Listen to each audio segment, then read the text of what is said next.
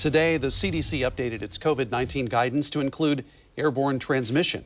That means small particles containing the virus can linger and gather in the air. The CDC says that's not as common as spreading the virus through larger droplets from coughing or talking. But there are some things to keep in mind with this update. Fox 12's Audrey WEIL spoke with a local expert about what this means for all of us. She joins us live from Northwest Portland to break it all down. Audrey? Yeah, tonight I talked to Dr. Richard Corsi. He's a dean at Portland State. He's also internationally known as an indoor air quality expert. And he says it's important for us all to understand how airborne transmission works, especially when we're talking about possibly being in indoor crowded places or in spaces where we might be heavily breathing, like at a gym.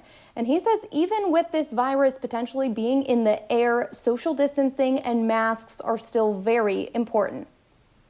There are many of us that have been saying this for 7 or 8 months now. Back in July, Dr. Richard Corsi was one of more than 200 scientists from around the world who signed a letter about the importance of acknowledging that COVID-19 can spread through airborne transmission. And now the CDC says yes, sometimes that is the case. Though its guidance says respiratory droplets between people who are close together is still the most common form of spread. If you've ever been sitting across from a person at a table and a little piece of spittle comes out of their mouth and you can visibly see it, right?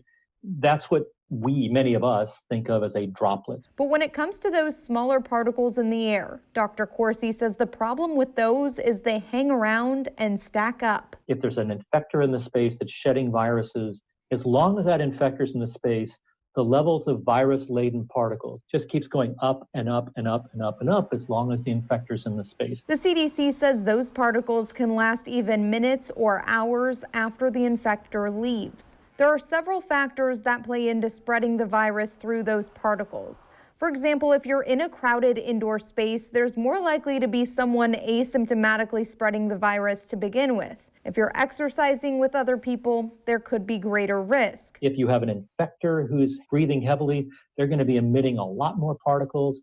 And if you're the receptor and you're breathing heavily, you're going to actually breathe in a lot more particles. And even though these particles can go much farther than 6 feet, Dr. Corsi says they're most concentrated in face-to-face contact. Doesn't mean that people can't get infected if they're 25 feet away, especially if the particles have accumulated.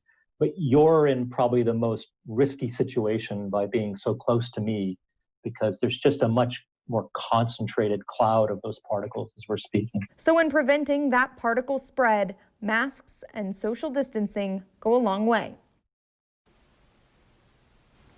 And I asked Dr. Corsi about face shields. He says, while those help with the larger droplets, they're not effective against aerosolized particles. And he said for indoor places, filtration and ventilation are key. He says one of the best things that any of us can do for an apartment, an office space, a classroom is to buy a HEPA-based portable air cleaner. And this is a little technical, but he recommends one with a CADR above 300 cubic feet per minute. We will put all of his tips and advice on our website, kptv.com. Reporting live in Northwest Portland, Audrey WEIL, Fox 12 Oregon.